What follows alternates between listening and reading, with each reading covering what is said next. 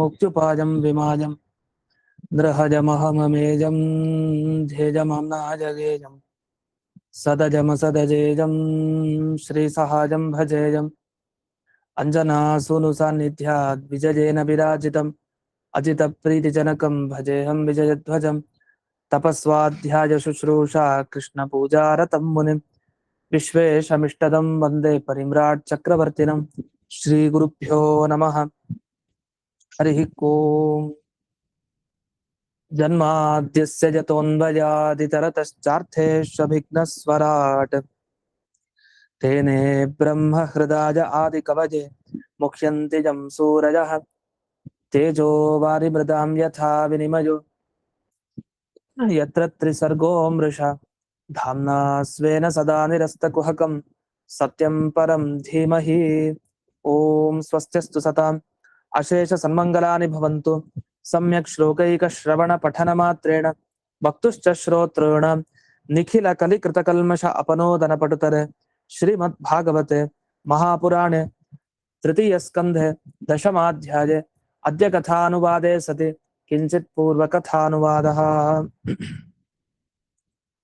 26ನೇ ಶ್ಲೋಕದಲ್ಲಿ ನಾವು ನೋಡಿದ್ವಿ, ಬ್ರಹ್ಮದೇವರು ವಿಸ್ತಾರವಾಗಿ ಕಣ್ಮುಂದೆ ಇರುವಂತಹ ದೇವರ ಬಗ್ಗೆ ಸ್ತೋತ್ರ ಮಾಡಿದ್ದಾರೆ. ವೀರರಾಮ ಸಖಿನ್ನವತ್ ಅಂತ ಏನೋ ಸ್ತೋತ್ರ ಮಾಡಿದ್ರು ಖಿನ್ನತೆ ಇದೆಯಂತೆ. ಖಿನ್ನತೆಗೆ ಒಳಗಾಗೋದು ಯಾವಾಗ?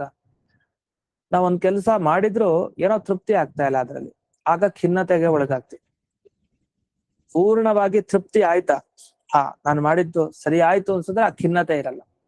ಏನೋ ಒಂದ್ ಸ್ವಲ್ಪ ಗಲಿಬಿಲಿ ಆದ್ರೆ ಮಾಡಬೇಕಾದ ಕೆಲಸವನ್ನ, ಅಥವಾ ಮಾಡಿದ್ರು ಇನ್ನೂ ಸ್ವಲ್ಪ ಮಾಡ್ಬೇಕಾಗಿತ್ತು ಅನ್ನೋ ಭಾವ ಇದ್ರೆ ಆಗ ಅವರನ್ನ ಖಿನ್ನತೆಗೊಳಗಾದವರು ಅಂತಾರೆ. ಬ್ರಹ್ಮದೇವರಿಗೂ ಈ ಖಿನ್ನತೆ ಬಂದಿದೆ. ಇದು ಒಳ್ಳೇದೆ. ಯಾವ ರೀತಿ ಖಿನ್ನತೆ? ಇನ್ನೂ ದೇವರ ಸ್ತೋತ್ರ ಜಾಸ್ತಿ ಮಾಡ್ಬೇಕಾಗಿತ್ತು, ಅವನ ಗುಣವನ್ನ ತುಂಬಾ ಕಡಿಮೆ ಹೇಳ್ದೆ, ಅವನ ಅನಂತ ಗುಣ ಇರೋನು ಅಂತ ಆ ಖಿನ್ನತೆಗೆ ಒಳಗಾಗಿದ್ದಾರೆ. ಅಲಂಬುದ್ಧಿ ರಹಿತವತ್ ಅಂತಾರೆ. ಖಿನ್ನವತ್ ಅಂದ್ರೆ ಅಲಂ ಬುದ್ಧಿ ಅಂದ್ರೆ ಅಲಂ ಅಂದ್ರೆ ಸಾಕು ಅನ್ನೋ ಬುದ್ಧಿ, ಅಲಂ ಬುದ್ಧಿ ಅಂತ ಕರೀತಾರೆ. ಅದಕ್ಕೆ ಅಗ್ನಿಗೆ ಅನಲ ಅಂತ ಕರೀತಾರೆ. ಅವನಿಗೆ ಅಲಂ ಬುದ್ಧಿ ಇಲ್ಲ ಅಗ್ನಿಗೆ. ಅಲಂ ಮಿತಿ ನ, ಸಾಕು ಅಂತ ಹೇಳೋದೇ ಇಲ್ಲ ಬೆಂಕಿ, ಎಷ್ಟ್ ಹಾಕಿದ್ರು ಅದು ತಗೊಳ್ತಾ ಇರುತ್ತೆ. ಅದಕ್ಕೆ ಅನಲ ಅಂತ ಕರೀತಾರೆ. ಅದೇ ಅನಿಲ ಅಂದ್ರೆ ಬೇರೆ ಅರ್ಥ. ಅಂತೂ ಅನಲ, ಅಲಂ ಬುದ್ಧಿ ಇಲ್ಲದೆ ಇರೋರಿಗೆ ಅನಲ, ಅಗ್ನಿ ಅಂತ ಕರೀತಾರೆ. ಇದು ಅಲಂ ಬುದ್ಧಿ ಬೇಕು ಅಂದೇನರ್ಥ? ಮತ್ತೆ ಅವರು ಸ್ತೋತ್ರ ಮಾಡ್ಲಿಕ್ಕಿದ್ದಾರೆ ಅಂತ, ಇಷ್ಟಕ್ಕೆ ನಿಲ್ಲಿಸಲ್ಲ ಅಂತ ಅರ್ಥ ಬ್ರಹ್ಮದೇವರು. ಇಷ್ಟು ಹಿಂದೆ ಬಂತು. ಹಾಗೆ ಅಲ್ಲಿ ಇನ್ನೊಂದು ವ್ಯಾಖ್ಯಾನದ ಪ್ರಕಾರ ಇಲ್ಲಿ ಸ್ವಪಿತರಂ ನಿಶಾಮ್ಯ ಅಂತ ಬಂತು. ಈ ನಿಶಾಮ್ಯ ಅಂತಂದ್ರೆ ನಿಶಮ್ಯ ಬೇರೆ, ನಿಶಾಮ್ಯ ಬೇರೆ. ನಿಶಮ್ಯ ಅಂದ್ರೆ ಕೇಳೋದು ಅಂತ ಅರ್ಥ, ನಿಶಾಮ್ಯ ಅಂದ್ರೆ ನೋಡೋದು ಅಂತ ಅರ್ಥ. ಇದೊಂದು ಸಂಸ್ಕೃತದಲ್ಲಿರೋ ವ್ಯತ್ಯಾಸ, ಒಂದು ಸೂಕ್ಷ್ಮ. ಇನ್ನು ತಪಸ್ಸು ಮತ್ತೆ ವಿದ್ಯಾ ಮತ್ತೆ ಸಮಾಧಿ ಅಂತ ಬಂತು. ತಪಸ್ಸು ಅಂದ್ರೇನು? ಆಲೋಚನಂ ಅಂತ ಹೇಳ್ತಾರೆ. ಅಂದ್ರೆ ಕಣ್ಣು ಮುಚ್ಚಿ ಚಿಂತಿಸೋದು, ಇದನ್ನ ತಪಸ್ಸು ಅಂತ ಕರೀತಾರೆ. ಧ್ಯಾನ ಅಂತ ಅರ್ಥ ಇನ್ನೊಂದು ಶಬ್ದದಲ್ಲಿ. ವಿದ್ಯೆ ಅಂದ್ರೆ ನಿಷ್ಠೆ ಅಂತ ಅರ್ಥ, ಅಂದ್ರೆ ಸ್ಥಿತಿ. ಅಂದ್ರೆ ನಾವು ವಿದ್ಯೆ ಪಡೆದಿರೋದು ಅಂತ ಹೇಳ್ತಾ ಇರ್ತೀವಿ, ಜ್ಞಾನ ಪಡೆಯೋದು ಅಂತ. ಇದು ವಿದ್ಯೆ ಅಂದ್ರೆ ಸ್ಥಿರತೆ. ಒಂದು ಧ್ಯಾನ ಮಾಡ್ತಾ ಮಾಡ್ತಾ ಒಂದ್ರಲ್ಲಿ ಹೀಗೆ ಸರಿಯಾಗಿ ಅಲ್ಲೇ ಬಿಗಿಯಾಗಿ ಹಿಡ್ಕೊಂಡಿದೆ, ಆ ಸ್ಥಿತಿ ನಿಷ್ಠೆ. ಸಮಾಧಿ ಅಂದ್ರೆ ಧ್ಯಾನ ಅಂತ. ಅಂದ್ರೆ ವ್ಯತ್ಯಾಸ ಇದೆ. ಚೂರು ತಪಸ್ಸು ಅಂದ್ರೆ ಧ್ಯಾನಕ್ಕೆ ತೀರಾ ಹೋಗ್ದೇನೆ ಕೇವಲ ಆಲೋಚನೆಗೆ ಮಾತ್ರ ಸೀಮಿತ ಅದು ಆಲೋಚನೆ, ಮತ್ತೆ ನಿಷ್ಠೆ ಮತ್ತೆ ಧ್ಯಾನ. ಹೀಗೆ 3 ಅರ್ಥಗಳನ್ನ ಈ 3 ಶಬ್ದಕ್ಕೆ ತಿಳ್ಕೊಬೇಕು. ಇದೆಲ್ಲ ಬ್ರಹ್ಮದೇವರಿಗಿತ್ತು. ಇಷ್ಟನ್ನ ಇಲ್ಲಿ ಪ್ರಥಮ ತಾತ್ಪರ್ಯಂ ಅಂತ ಹೇಳ್ತಾರೆ. ಖೇದೋ ಅನಲಂ ಬುದ್ಧಿ ರೀತಿ ಅಂತ. ಅದು ವಸ್ತುತಃ ಮೊದಲನೇ ಇದು ಸ್ಕಂದದ ಭಾಗವತ ತಾತ್ಪರ್ಯದಲ್ಲೇ ವ್ಯಾಖ್ಯಾನಕ್ಕೆ ಬಂದಿದೆ. ಏನಂತ? ಈ ಖೇದ ಖಿನ್ನತೆಗೆ ಒಳಗಾಗೋದು ಅಂದ್ರೆ ತೃಪ್ತಿ ಇಲ್ಲದೆ ಇರೋದು ಅಂತ ಅಷ್ಟೇ ಅರ್ಥ. ಖೇದಕ್ಕೆ ಒಳಗಾಗೋದು ಅಂದ್ರೆ ತೃಪ್ತಿ ಇಲ್ಲದೆ ಇರೋದು ಅಂತ ಅರ್ಥ. ಅದನ್ನ ಅನಲಂ ಬುದ್ಧಿ ಅಂತ ಬಿಡಿಸಿದಾರಂತೆ. ಅದನ್ನು ಹಿಂದೆ ಏನ್ ಬಿಡಿಸಿದ್ರು ಅದನ್ನ ನೆನಪಿಸಿದ್ದಾರೆ. ಇಷ್ಟಾಗಿ ಮುಂದಿನ ಶ್ಲೋಕಕ್ಕೆ ಹೋಗೋಣ. 27ನೇ ಶ್ಲೋಕ. ಅದು ಬ್ರಹ್ಮದೇವರಿಗೆ ಇನ್ನೊಂದು ದುಃಖ ಇತ್ತಂತೆ. ಯಾಕೆ ಅವ್ರ ಖಿನ್ನತೆಗೆ ಒಳಗಾಗಿದ್ದಂದ್ರೆ, ಈಗ ಲೋಕವನ್ನ ಸೃಷ್ಟಿ ಮಾಡ್ಲಿಕ್ಕೆ ದೇವರ ಅಪ್ಪಣೆ ಆಗಿದೆ. ಸೃಷ್ಟಿ ಮಾಡ್ಬೇಕು, ಆದ್ರೆ ಸೃಷ್ಟಿ ಮಾಡ್ಲಿಕ್ಕೆ ಜ್ಞಾನ ಬೇಕಲ್ಲ. ಯಾವ ತರ ಸೃಷ್ಟಿ ಮಾಡ್ಬೇಕು, ಯಾವ್ದನ್ನ ತಗೊಂಡ್ ಮಾಡ್ಬೇಕು, ಎಷ್ಟು ತರ ಆಗ್ಬೇಕದು ಏನು ಕಲ್ಪನೆಗೆ ಇಲ್ಲ. ಅವ್ರೊಬ್ರೇ ಇದ್ದಾರೆ. ಒಬ್ರೇ ಬ್ರಹ್ಮದೇವರು ತಾವು ಏನ್ ಮಾಡ್ಲಿಕ್ಕೆ ಶಕ್ತಿ ಇರುತ್ತೆ, ಯಾರು ಸಹಾಯಕ್ಕೂ ಇಲ್ಲ. ಅವ್ರಿಗೆ ಇಡೀ ಜಗತ್ತನ್ನ ಸೃಷ್ಟಿ ಮಾಡು ಅಂತ ಕೊಟ್ಬಿಟ್ರೆ, ಈಗ ಯಾರಿಗಾರ ನಮ್ಮ ಮನುಷ್ಯರಲ್ಲೇ ಯಾರೊಬ್ಬ ಜೀವನಿಗೆ ಇದು ಮಾಡ್ಬಿಡು ಜಗತ್ತಿನ ಸೃಷ್ಟಿ ಅಂತ ದೇವರು ಹೇಳ್ಬಿಟ್ರೆ, ಎಲ್ಲಾ ಕೊಟ್ಟಿದ್ದಾನೆ, ಏನ್ ಮಾಡ್ಬೇಕಂದ್ರೆ ಇಟ್ಕೊಂಡು ಜ್ಞಾನ ಬೇಕಲ್ಲ ಸೃಷ್ಟಿ ಮಾಡೋದು ಹೇಗೆ ಅಂತ. ಹಾಗಾದ್ರೆ ಸೃಷ್ಟಿ ಮಾಡ್ಲಿಕ್ ಬೇಕಾದ ಜ್ಞಾನ ತಮಗೆ ಇನ್ನೂ ಕಡಿಮೆ ಇದೆ ಅಂತ ಖಿನ್ನತೆನೂ ಇದೆಯಂತ ಅವ್ರಿಗೆ. ಒಂದು ದೇವರ ಬಗ್ಗೆ ಸ್ತೋತ್ರ ಮಾಡ್ಲಿಕ್ಕೆ ಆಗ್ತಾ ಇಲ್ಲ ಅನ್ನೋದು ಒಂದಿದೆ ಖಿನ್ನತೆ, ಜೊತೆಗೆ ಇದು ಇದೆ. ಅದಕ್ಕೆ ಭಗವಂತ ಬ್ರಹ್ಮದೇವರನ್ನ ಸಮಾಧಾನ ಮಾಡ್ತಾ ಹೇಳ್ತಾನಂತೆ. ಏನ್ ಹೇಳ್ತಾನೆ ಅದೇನು ಅನ್ನೋ ವಿಷಯ ಎಲ್ಲ ಮುಂದೆ ಬರುತ್ತೆ. ಅದನ್ನ ಮೈತ್ರೇಯರು ವಿದುರರಿಗೆ ಉಪದೇಶ ಮಾಡ್ತಾ ಬರ್ತಾ ಇದ್ದಾರೆ. ನಮ್ಗೆ ಆ ಭಾಗವನ್ನು ಎಂದಿಗೂ ಮರಿಬಾರ್ದು. ಇದು ಎಲ್ಲಿಂದ ಶುರುವಾಯಿತು ಹಿಂದಕ್ಕೆ, ವಿದುರರು ತಾವು ಮೈತ್ರೇಯರ ಬಳಿ ಉಪದೇಶ ಪಡಿಬೇಕಾಗಿದೆ, ಕೃಷ್ಣ ಸೂಚನೆ ಮಾಡಿ ಹೋಗಿದ್ದ. ಹಾಗಾಗಿ ಮೈತ್ರೇಯರು ವಿದುರರಿಗೆ ಉಪದೇಶ ಕೊಡ್ತಾ ಇದ್ದಾರೆ. ಆ ಉಪದೇಶ ಭಾಗದಲ್ಲಿ ಎಷ್ಟೊಂದು ದೂರಕ್ಕೆ ಬಂದ್ಬಿಟ್ಟಿದೀವಿ ಈಗ. ಇದನ್ನ ಒಮ್ಮೆ ಹಿಂದಕ್ಕೆ ಹೋದ್ರೆ ಭಾಗವತಲ್ಲಿ ಅಲ್ಲಿ ತನಕ ಅಲ್ಲಿಂದ ಲಿಂಕ್ ಸಿಗತ್ತೆ, ಇಲ್ಲಾಂದ್ರೆ ಲಿಂಕೇ ಸಿಗಲ್ಲ. ಮಧ್ಯದಲ್ಲಿ ಬ್ರಹ್ಮದೇವರು ಯಾಕೆ ಬಂದ್ರು, ನಾರದರು ಬರ್ತಾರೆ, ಇದೆಲ್ಲ ಯಾಕೆ ಬಂತು, ಪುರುಷ ಸೂಕ್ತದ ಅರ್ಥ ಬರುತ್ತೆ, ಇದೆಲ್ಲ ಯಾಕೆ ಬಂತು ಅಂತಾನೆ ಅರ್ಥ ಆಗಲ್ಲ. ಆದ್ರೆ ಮೂಲ ಅಲ್ಲಿಂದ ಇದೆ, ವಿದುರರಿಗೆ ಉಪದೇಶ ಕೊಡ್ತಾ ಇರೋ ಭಾಗ ಇದೆ. ಆದ್ರಿಂದ ಈಗ ಶ್ಲೋಕಕ್ಕೆ ಹೋಗೋಣ. ಅಥಾಭಿಪ್ರೇತಂ ಆಲಕ್ಷ್ಯ ಬ್ರಹ್ಮಣೋ ಮಧುಸೂದನಃ ವಿಷಣ್ಣ ಚೇತಸಸ್ತೇನ ಕಲ್ಪ ವ್ಯತಿಕರಾಂಭಸಾ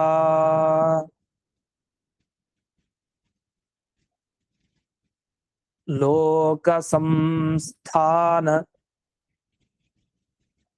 ವಿಜ್ಞಾನೇ ಆತ್ಮನಃ ಪರಿಖಿದ್ಯತಃ ತಮಾಹ ಗಾಧಯಾ ವಾಚಾ. ಇಲ್ಲಿ ತಮಾಹ ಅಗಾಧಯಾ ವಾಚ ಅಂತಿದೆ, ಅದನ್ನ ಹಾಗೆ ಹೇಳಿದಾಗ ತಮಾಹ ಗಾಧಯ ಅಂತ ಸೇರಿ ಹೇಳೋದು. ಅಸ್ಮಲಂ ಸಮಯನ್ನಿವ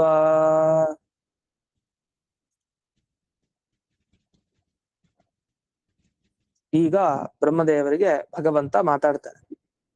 ಆ ಮಾತು ತುಂಬಾ ದೊಡ್ಡದು. ಬ್ರಹ್ಮದೇವರು ಎಷ್ಟೊಂದು ಸ್ತೋತ್ರ ಮಾಡಿದ ಮೇಲೆ ಅದಕ್ಕೆ ಪ್ರತಿಯಾಗಿ ದೇವರು ಸ್ವಲ್ಪನೇ ಮಾತಾಡಿದ್ರೆ, ನಮ್ಮ ಹತ್ರ ತುಂಬಾ ಮಾತಾಡೋರಿಗೆ ಸುಮ್ನೆ ಒಂದ್ ಮಾತಿನಲ್ಲಿ ಆಯ್ತು ಅಂದ್ರೆ ಇವ್ರಿಗೆ ಏನ್ ಅರ್ಥ ಮಾಡ್ಕೊಬೇಕು, ಇವ್ರು ಏನು ಖುಷಿ ಆಯ್ತಾ, ಏನು ಏನೋ ಅರ್ಥನೇ ಆಗಲ್ಲ. ಅದಕ್ಕೆ ಪರಮಾತ್ಮ ಹಾಗ್ ಮಾಡ್ಲಿಲ್ಲ ಬ್ರಹ್ಮದೇವರಿಗೆ. ಇಷ್ಟೆಲ್ಲ ತಪಸ್ ಮಾಡಿ ಒಲಿಸ್ಕೊಡಿದ ನನ್ನನ್ನ, ಇಷ್ಟೊಂದು ಸ್ತೋತ್ರ ಮಾಡಿದಾನೆ, ಅದಕ್ಕೆ ಅಗಾಧಯ ವಾಚ. ಅದು ಶಬ್ದ ಜಾಸ್ತಿ ಅನ್ನೋದಕ್ಕಿಂತ ಅರ್ಥ ಜಾಸ್ತಿ ಇತ್ತು ಒಂದೊಂದು ಮಾತಿನಲ್ಲೂ ಭಗವಂತಂದು. ಆ ಅಗಾಧತೆ ಇತ್ತಂತೆ ದೇವರ ಮಾತಿನಲ್ಲಿ. ಅದು ಏನು ಸಮಯನ್ನಿವ, ಅವರಿಗೆ ಆದ ಏನೇನು ಖಿನ್ನತೆ ಇದೆ, ಓ ನನಗೆ ಲೋಕ ಜ್ಞಾನ ಇಲ್ಲ, ಲೋಕವನ್ನ ಸೃಷ್ಟಿ ಮಾಡೋದು ಹೇಗೆ, ಯಾವ್ಯಾವ ಲೋಕವನ್ನ ಎಲ್ಲಿಡ್ಬೇಕು, ಯಾವ್ದ್ರ ಅವಯವ ಎಲ್ಲಿ, ಯಾವ ಭಾಗಗಳನ್ನ ಎಲ್ಲೆಲ್ಲಿ ಇಡ್ಬೇಕು ಅಂತ ಇದ್ರ ಬಗ್ಗೆನೂ ತುಂಬಾ ಪರಿಖಿತ್ಯತಃ ಬಹಳ ದುಃಖದಿಂದ ಇದ್ದ. ದುಃಖ ಅಂದ್ರೆ ತೃಪ್ತಿ ಇಲ್ಲ ಅಂತ ಒಂದು ಬುದ್ಧಿ ಇರುವಂತಹ ಬ್ರಹ್ಮದೇವರು ತಾವು ಏನನ್ನ ಇಷ್ಟಪಡ್ತಾ ಇದಾರೋ ನನಗ್ ಬೇಕು ಅಂತ ಅದನ್ನ ಆಲಕ್ಷ್ಯ ಚೆನ್ನಾಗಿ ಭಗವಂತ ತಿಳ್ಕೊಂಡಿದ್ದಾನೆ. ಏನ್ ತಿಳಿಯೋದ್ ಬೇಕಾಗಿಲ್ಲ, ಅವನೇ ಸೃಷ್ಟಿ ಮಾಡಿದ್ ಬ್ರಹ್ಮದೇವ್ರನ್ನ. ಅವ್ರಿಗೇನ್ ಯೋಚನೆ ಬರುತ್ತೆ ಅದು ತನ್ಗೆಲ್ಲ ಗೊತ್ತಿದೆ. ಅದನ್ನ ಗಮನಿಸಿ ಪರಮಾತ್ಮ ತಾನು ಬ್ರಹ್ಮದೇವರನ್ನ ಕುರಿತು ಮಾತಾಡಿದ ಅಂತ ಮಾತು ಬರುತ್ತೆ. ಇನ್ನೊಂದು, ಬ್ರಹ್ಮದೇವರಿಗೆ ಆತರ ಮನಸ್ಸು ಯಾಕೆ ಅಷ್ಟು ಕಾತುರತೆಗೆ ಒಳಗಾಯ್ತು, ಏನ್ ಮಾಡ್ಲಿ ಅಂತ ಯಾಕೆ ಗಾಬರಿ, ಒಂದು ಕಳವಳ ಯಾಕೆ ಬ್ರಹ್ಮದೇವರಿಗೆ ಅಂದ್ರೆ ವಿಷಣ್ಣ ಚೇತಸಃ. ಯಾಕೆ ಅಂದ್ರೆ ಕಲ್ಪ ವ್ಯತಿಕರಾಂಭಸ ಅಂತಾರೆ. ಕಲ್ಪ ವ್ಯತಿಕರ ಅಂದ್ರೆ ಪ್ರಳಯ ಅಂತ ಅರ್ಥ. ಅಂದ್ರೆ ಒಂದು ಕಲ್ಪ ಹೋಗ್ತಾ ಹೋದ ಹಾಗೆ, ನಾಶ ಆಗ್ತಾ ಹೋದ ಹಾಗೆ ಪ್ರಳಯ ಅಂತ ಅರ್ಥ. ಕಲ್ಪ ವ್ಯತಿಕರ ಅಂತ ಅದನ್ನ ಕರೀತಾರೆ. ಈ ಕಲ್ಪ ವ್ಯತಿಕರ ಅಂದ್ರೆ ಪ್ರಳಯ ಅಂತ ಆಯ್ತು. ಪ್ರಳಯ ಕಾಲದ ಅಂಬಸ್ ಅಂದ್ರೆ ನೀರು. ಈ ಪ್ರಳಯ ಕಾಲದ ನೀರನ್ನ ನೋಡಿದಾಗ ಕಾತುರತೆ, ಯಾಕೆ, ನಾನ್ ಏನಕ್ ಬಂದಿದ್ದೀನಿ, ದೇವರು ಸೃಷ್ಟಿ ಮಾಡಿದ, ಇದೆಲ್ಲ ಹೇಗ್ ಮಾಡೋದು ನಾನು, ಇದನ್ನೆಲ್ಲ ಯೋಚನೆ ಮಾಡ್ತಾ ಇದ್ದಾರೆ ನಮ್ಮದೇ. ಇದು ಸಹಜ. ಹಾಗೆ ಒಬ್ರನ್ನೇ ಹಾಗೆ ಸೃಷ್ಟಿ ಮಾಡಿ ನಾಭಿ ಕಮಲದಿಂದ ಬಿಟ್ಬಿಟ್ರೆ ಅವ್ರು ಏನ್ ಮಾಡ್ಬೇಕು ಮುಂದೆ. ಅದಕ್ಕೆ ಅವರು ತಪಸ್ ಮಾಡ್ಬೇಕು ಅಂತ ದೇವರೇ ಸೂಚನೆ ಕೊಟ್ಟ. ತಪಸ್ಸನ್ನು ಮಾಡಿದ್ರು, ದೇವರು ಒಲದ. ಆದ್ರೂ ಇನ್ನು ಇಷ್ಟೊಂದು ಮಾಡ್ಬೇಕಲ್ಲ, ಹೇಗೇನೋ ತವಕ ಕಾತುರತೆ, ಆ ಪ್ರಳಯ ಕಾಲದ ನೀರನ್ನು ನೋಡಿ ದೇವ್ರ ಬಗ್ಗೆ ಇನ್ನೂ ನಾನು ಸ್ತೋತ್ರ ಮಾಡೋದು ಸರಿ ಇಲ್ಲ ಅಂತ ಅನ್ಕೊಂಡು, ಈ ಕಡೆ ಲೋಕ ಜ್ಞಾನ ಬೇಕು ನನಗೆ ಇನ್ನೂ ಸೃಷ್ಟಿ ಮಾಡ್ಲಿಕ್ಕೆ ಅಂತ ಅನ್ಕೊಂಡು, ಈ ತರ ಇರುವಂತ ಈ ಬ್ರಹ್ಮದೇವರಿಗೆ ಮಧುಸೂದನ ಆಹಾ. ಮಧುಸೂದನ ಅಂದ್ರೆ ಕೃಷ್ಣ ತಾನು ಹೇಳಿದ ಅಂತ. ಇಲ್ಲಿ ಮಧುಸೂದನ ಅಂತ ಬಳಸಿದ್ರೆ ತಾತ್ಪರ್ಯ ವಸ್ತು ಕೃಷ್ಣ ಅಲ್ಲಿಲ್ಲ. ಈಗ ಕೃಷ್ಣಾವತಾರ ಏನಿಲ್ಲ ಅಲ್ಲಿ. ಮತ್ತೆ ಕೃಷ್ಣ ಅಂತ ಮಧುಸೂದನ ಅಂತ ಯಾಕೆ ಬಳಸೋದ್ರೆ, ಅದು ಎಲ್ಲಾ ರೂಪ ಒಂದೇ ಅನ್ನೋ ಅರ್ಥವನ್ನು ತಿಳಿಸ್ಲಿಕ್ಕೆ. ಅಷ್ಟೇ ಅಲ್ಲ, ಅವನು ಮೊದಲೇ ಮಧುಸೂದನನಾಗೋಗಿದ್ದ. ಅನೇಕ ಅರ್ಥ ಇದೆ ಒಂದು ಶಬ್ದಕ್ಕೆ. ದೇವರಲ್ಲಿ ಮಧು ಅನ್ನೋ ದೈತ್ಯನನ್ನ ಕೊಂದ, ಹಾಗಾಗಿ ಮಧುಸೂದನ ಅಂತ ಕರಿಬೇಕು ಹಾಗೇನಿಲ್ಲ. ಅನೇಕ ಅರ್ಥಗಳಲ್ಲಿ ಮೊದಲೇ ಭಗವಂತನ ಬಗ್ಗೆ ಎಲ್ಲ ಶಬ್ದಗಳಿವೆ. ಆಯಾ ಒಂದು ನೆಪ ಬಂತು, ಆಗ ಮಧು ದೈತ್ಯ ಅನ್ಕೊಂಡ ಮಧುಸೂದನ ಅಂತ ಹೆಸರು ಅಷ್ಟೇ. ವಸ್ತುತಃ ಎಲ್ಲ ಫಿಕ್ಸ್ ಆಗೋಗ್ಬಿಟ್ಟಿರುತ್ತೆ. ವಿಶ್ವರೂಪ ದರ್ಶನ ಮಾಡಿಸಿದಾಗ ದೇವರು ಅರ್ಜುನನಿಗೆ ಎಲ್ಲ ನೋಡ್ಬಿಟ್ನಲ್ಲ ಬಾಯಿನಲ್ಲಿ, ಆ ತರ ಮುಂದೇನೇನಾಗುತ್ತೋ ಅದೆಲ್ಲ ಮುಂಚೆನೆ ಸಿದ್ಧ. ಹಾಗಾಗಿ ಮಧುಸೂದನ ಅಂತ ಇಲ್ಲಿ ಕರೆದಿದ್ದಾರೆ. ಕೆಲವರು ಈ ಮಧುಸೂದನ ಅನ್ನೋ ಶಬ್ದದಲ್ಲಿ ಏನ್ ತಪ್ಪು ಮಾಡ್ತಾರೆ ಅಂದ್ರೆ, ಹೇಳ್ಬೇಕಾದ್ರೆ ಮಧುಸೂದನ ಅಂತಾರೆ. ಅದು ಧನ ಅಲ್ಲ, ಮಧುಸೂದನ ಅಷ್ಟೇ. ಸೂದನ ಅಂದ್ರೆ ನಾಶ ಮಾಡೋದು ಅಂತ, ಸುಧನ ಇಲ್ಲ ಅಲ್ಲಿ. ಧನ ಅಂದ್ರೆ ದುಡ್ಡು ಅಂತ ಅರ್ಥ, ಅದು ಬೇರೆ. ಮಧುಸೂದನ ಧನ ಅಂತ ಅರ್ತಾರೆ, ಅದಲ್ಲ, ಮಧುಸೂದನ ಅಂತ. ಅದೊಂದನ್ನು ನೆನ್ಪಿಟ್ಕೊಬೇಕು. ಸರಿ, ಇಲ್ಲಿ ಪದರತ್ನಾವಲಿಲಿ ವಿಜಯಧ್ವಜ ತೀರ್ಥರು ಏನ್ ವ್ಯಾಖ್ಯಾನ ಮಾಡಿದಾರೆ ಅದಕ್ಕೆ ಹೋಗೋಣ. ಬ್ರಹ್ಮದೇವರಿಗೆ ವಿಶೇಷವಾಗಿ ಏನ್ ಬೇಕಾಗಿತ್ತು? ಲೋಕ ಸಂಸ್ಥಾನ ವಿಜ್ಞಾನೇ ಅಂತ ಹೇಳ್ತಾರೆ. ಅಂದ್ರೆ ಈ ಲೋಕದ ಸಂಸ್ಥಾನ ಅಂದ್ರೆ ಪ್ರತಿಯೊಂದು ಲೋಕಗಳ ಭಾಗಗಳು, ಸಂಸ್ಥಾನಗಳು ಕರೀತಾರೆ. ಆ ಭಾಗಗಳ ಬಗ್ಗೆ ಸರಿಯಾಗಿ ಜ್ಞಾನ ಬೇಕಂದ್ರೆ ಯಾವ ಭಾಗನ ಯಾವ ಲೋಕಕ್ಕೆ ಜೋಡಿಸ್ಬೇಕು, ಯಾವ ಲೋಕ ಸೃಷ್ಟಿ ಮಾಡ್ಬೇಕು, ಎಷ್ಟು ಕಷ್ಟ. ಇದು ಯಾವ್ದೋ ಸತ್ಯಲೋಕದ ತುಂಡನ್ನ ಭೂಲೋಕಕ್ಕೆ ಜೋಡಿಸ್ಬಿಟ್ರೆ ಎಡವಟ್ಟಾಗ್ಬಿಡುತ್ತೆ. ಯಾಕಂದ್ರೆ ಒಂದೊಂದು ಲೋಕಕ್ಕೂ ಒಂದೊಂದು ವಿಶೇಷತೆ ಇರುತ್ತೆ. ಆ ಲೋಕಗಳೆಲ್ಲ ಪರಿಚಯ ಮುಂದೆ ನಮಗೆ ಸ್ಕಂದಗಳಲ್ಲಿ ಬರುತ್ತೆ, ಭಾಗವತಲ್ಲೇ. ಭೂಲೋಕದ ಪರಿಮಾಣ ಎಷ್ಟು ಏನು ಅಂತ ವಿಶೇಷವಾಗಿ ಚರ್ಚೆ ಇದೆ. ಆ ಎಲ್ಲ ವಿಷಯಗಳನ್ನು ಚೆನ್ನಾಗಿ ತಿಳ್ಕೊಂಡ್ರೆ ಮಾತ್ರ ಸರಿ. ಇಲ್ಲಾಂದ್ರೆ ಏನೇನೋ ಸೃಷ್ಟಿ ಮಾಡ್ಬಿಟ್ರೆ ಸರಿ ಇಲ್ಲ. ಸೃಷ್ಟಿ ಮಾಡಿದ ನೋಡ್ ನಕ್ಕು ಬಿಡುತ್ತೆ. ಏನ್ ಇಂಥ ಸೃಷ್ಟಿ ಮಾಡಿದ್ದಾನೆ ಪರಮಾತ್ಮ ಅಂದ್ರೆ ಬ್ರಹ್ಮದೇವ, ಏನು ಅವ್ರಿಗೆ ಬುದ್ಧಿ ಇರ್ಲಿಲ್ವಾ ಅಂತ ಅನ್ಕೊಳ್ಬಾರ್ದಲ್ಲ. ಅದ್ರ ಸರಿಯಾಗಿ ಯಾವ್ಯಾವ ಸೃಷ್ಟಿ ಏನೇನ್ ಯಾವ ಕ್ರಮದಲ್ಲಿ ಮಾಡ್ಬೇಕು ಅಂತ ತಿಳ್ಕೊಳ್ಬೇಕು. ಲೋಕ ಸಂಸ್ಥಾನ ವಿಜ್ಞಾನ ಇರ್ಲಿಲ್ಲ ಅಂತ ಹೇಳ್ತಾರೆ. ಅದನ್ನ ಎಲ್ಲಿ ಹೀಗ್ ಬಿಡಿಸ್ತಾರೆ? ಲೋಕ ಸಂಸ್ಥಾನ ಅಂದ್ರೆ ಲೋಕಾನಾಂ ಸಂಸ್ಥಾನಸ್ಯ ಅವಯವಶಃ ವಿನ್ಯಾಸ ವಿಶೇಷ. ಲೋಕಗಳ ಸಂಸ್ಥಾನ ಅಂದ್ರೆ ಅವಯವದ ಸಂಸ್ಥಾನ ವಿಶೇಷ ಅಂತ ಕರೀತಾರೆ. ಅವಯವ ಸಂಸ್ಥಾನ ವಿಶೇಷ ಅಂದ್ರೆ, ಒಬ್ರು ನಮ್ಮ ಗುರುಗಳು ಹೇಳ್ತಾ ಇದ್ರು ಏನಂದ್ರೆ, ಈಗ ಕಣ್ಣು, ಮೂಗು, ಬಾಯಿ, ಕಿವಿ ಇದೆಲ್ಲ ಹೀಗೆ ರಚನೆ ಮಾಡಿದಂತೆ ದೇವರು. ಇದು ಅವಯವ ಸಂಸ್ಥಾನ ವಿಶೇಷ ಅಂತ ಕರೀತಾರೆ. ಅಂದ್ರೆ ಅರ್ಥ, ಒಂದೊಂದು ಪಾರ್ಟ್ಗಳನ್ನ ಸರಿಯಾಗಿ ಕ್ರಮವಾಗಿ ಜೋಡಿಸ್ತಾ ಹೋಗಿದ್ದಾರೆ. ಸರಿಯಾಗಿ ಅಂದ್ರೆ ಒಂದೇ ಶೇಪು, ಕ್ರಮವಾಗಿ ಒಂದಾದ್ಮೇಲೆ ಹೀಗೆ ಜೋಡಿಸಿದ್ದಾರೆ. ನೋಡಿ, ದೇವರ ಸೃಷ್ಟಿ ಒಂದ್ ವೇಳೆ ಹೀಗಾಗಿದ್ರೆ ಹೇಗಿರ್ತಾ ಇತ್ತು? ಬಾಯಿ ಮೇಲೆ ಮೂಗು ಕೆಳಗಡೆ ಆಗಿದ್ರೆ ಏನಾಗ್ತಾ ಇತ್ತು? ಅವ್ರು ಹೇಳ್ತಾ ಇದ್ರು. ಮತ್ತೆ ಬಾಯಿ ಮೇಲೆ, ಅದ್ರ ಕೆಳಗಡೆ ಮೂಗು, ಅದ್ರ ಕೆಳಗಡೆ 2 ಕಣ್ಣು, ಅದ್ರ ಕೆಳಗಡೆ 2 ಕಿವಿ ಅಂತ ಇಟ್ಕೊಳ್ಳಿ. ಎಂಥ ವಿಚಿತ್ರ.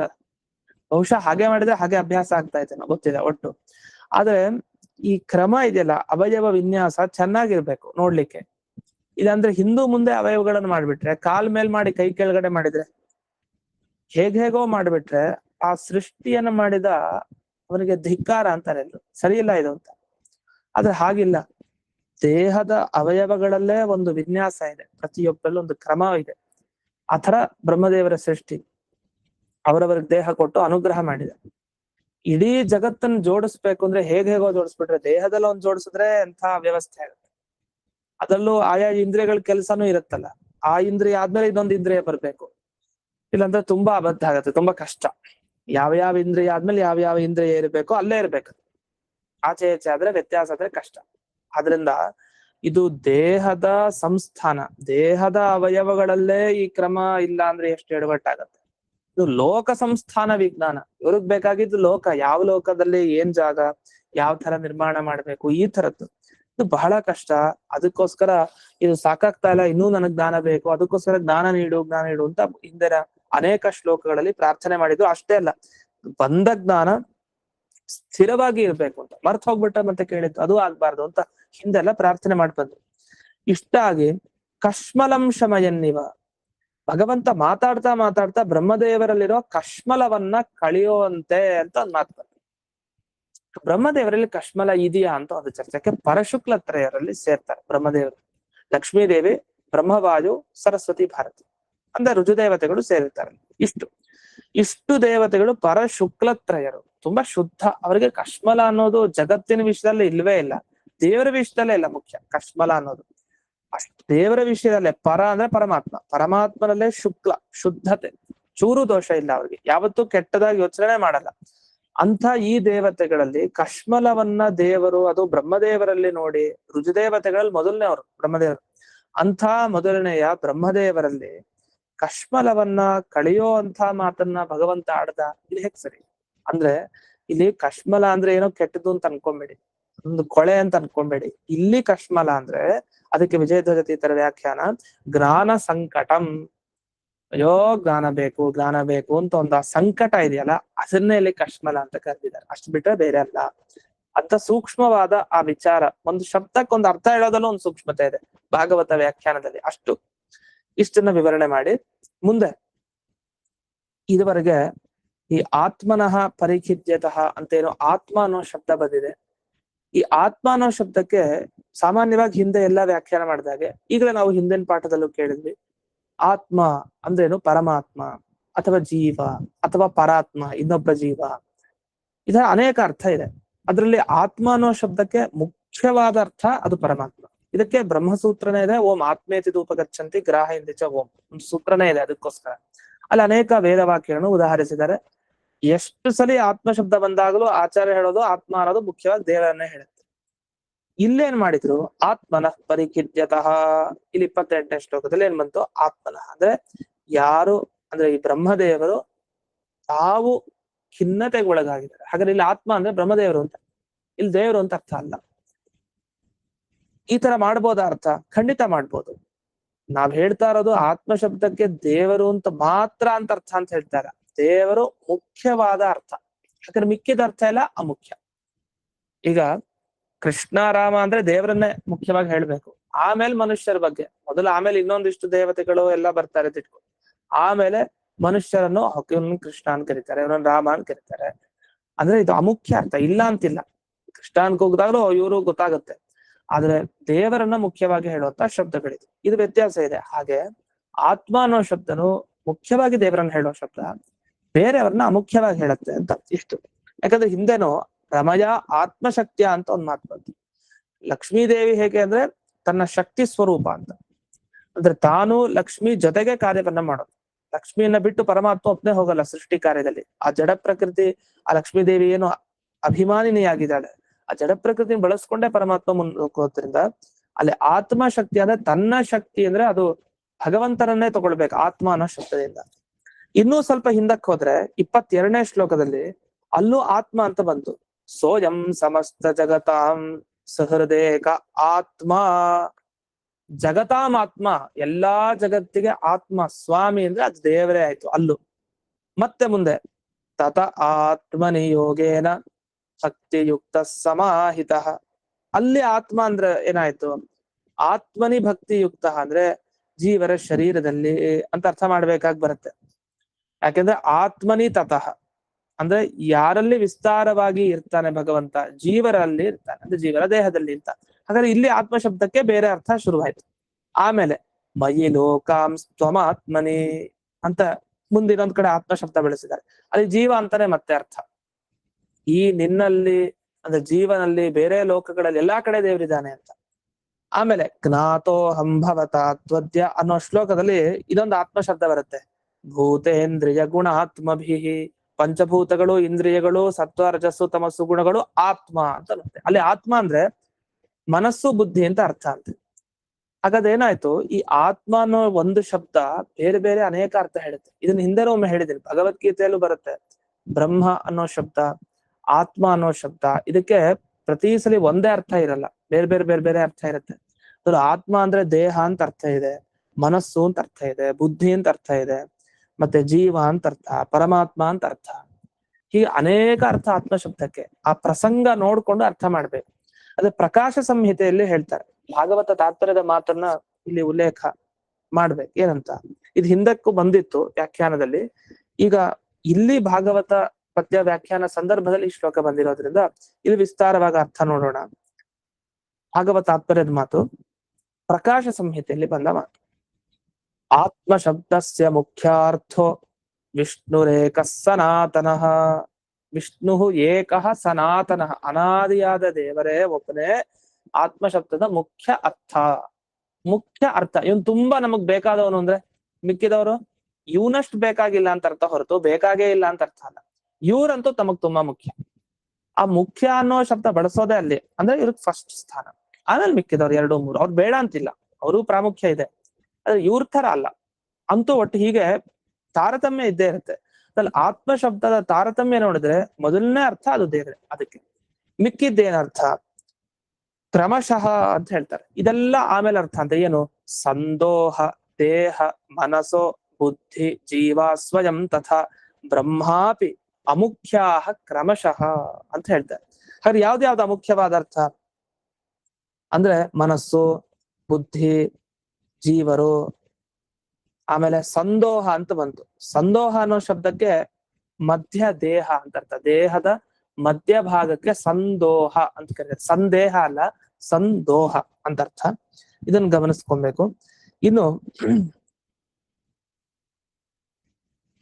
ದೇಹವಾಚಕತ್ವಂ ಜೀವವಾಚಕತ್ವಂ ಚ ಅಭಿಪ್ರೇತಂ ಅಂತ ಇಲ್ಲೆಲ್ಲ ಹಿಂದೆ ಭಾಗವತದ ಪದ್ಯಗಳನ್ನ ಈಗೇನು ಹೇಳಿದ್ನಲ್ಲ ಅಲ್ಲಿ ಮುಂದೆ ಬರುತ್ತೆ, ಇಲ್ಲಿ ಹಿಂದೆ ಬಂದಿದೆ ಹಾಗೆಲ್ಲ ಅಂತ ಅದನ್ನೆಲ್ಲ ಈ ವ್ಯಾಖ್ಯಾನದಲ್ಲಿ ಆಗ್ಲೇ ಕೊಟ್ಟಿದ್ದಾರೆ, ಅದನ್ನ ಆಗ್ಲೇ ನೋಡಿದೀವಿ.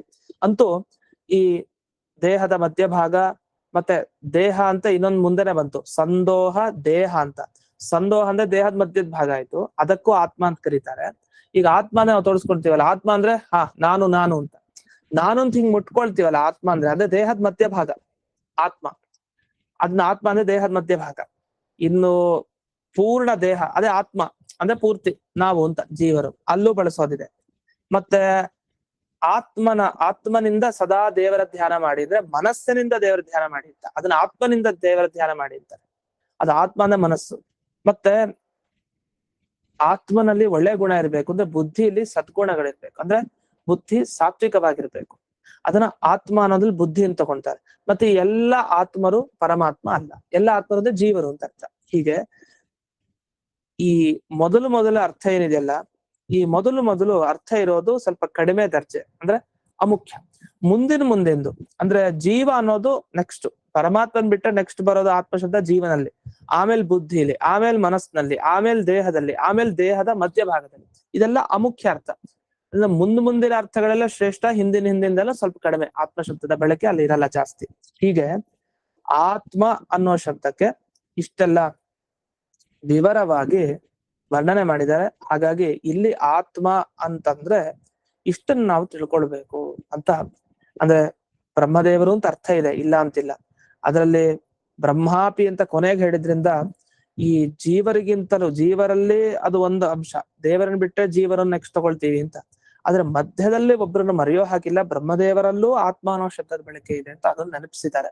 ಹೀಗೆ ಆ ಬ್ರಹ್ಮನನ್ನ ಜೀವರಿಗಿಂತ ಒಂದು ಪ್ರತ್ಯೇಕವಾದ ಸ್ಥಾನದಲ್ಲಿ ಇಟ್ಟಿದ್ದಾರೆ. ಯಾಕೆ ಬ್ರಹ್ಮದೇವರು ಒಂದ್ ರೀತಿ ಆ ದೇವರಿಗೂ ಮತ್ತೆ ಎಲ್ಲಾ ಜೀವರಿಗೂ ಮಧ್ಯ ಸೇತುವೆ ತರ, ಹಾಗಾಗಿ ಅವರು ಪ್ರತ್ಯೇಕ ಸ್ಥಾನ ಇದ್ದ ಹಾಗೆ ಅವರನ್ನ ಇಟ್ಕೊಂಡಿದ್ದಾರೆ. ಹೀಗೆ ಅಲ್ಲೂ ಆತ್ಮಶಬ್ದವನ್ನ ಬಳಕೆ ಮಾಡಿದ್ದಾರೆ. ಅದರಿಂದ ಇಲ್ಲಿ ಆತ್ಮಶಬ್ದದಿಂದ ಅವರನ್ನು ತಗೊಳ್ಬಹುದು, ತಪ್ಪಿಲ್ಲ ಅಂತ. ಇಲ್ಲಿವರೆಗೆ ಆತ್ಮಶಬ್ದದ ವ್ಯಾಖ್ಯಾನವನ್ನ ವಿಸ್ತಾರವಾಗಿ ಮಾಡಿದ್ದಾರೆ. ಇನ್ನು ಕೆಲವು ವಿಷಯಗಳಿದೆ, ಅದೇನು ಅನ್ನೋದನ್ನ ಮುಂದಿನ ಪಾಠದಲ್ಲಿ ನೋಡೋಣ ಅಂತ ಹೇಳ್ತಾ ಇಂದಿನ ಪಾಠವನ್ನ ಗುರುವಂತರ್ಗತ ವ್ಯಾಸತೀರ್ಥ ಗುರುವಂತರ್ಗತ ಭಾರತೀ ರಮಣ ಮುಖ್ಯ ಪ್ರಾಣಾಂತರ್ಗತ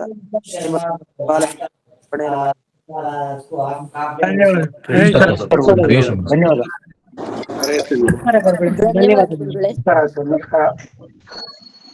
ನಮಸ್ಕಾರ ಆಚಾರ್ಯರೇ. ನಮಸ್ಕಾರ ಆಚಾರ್ಯ.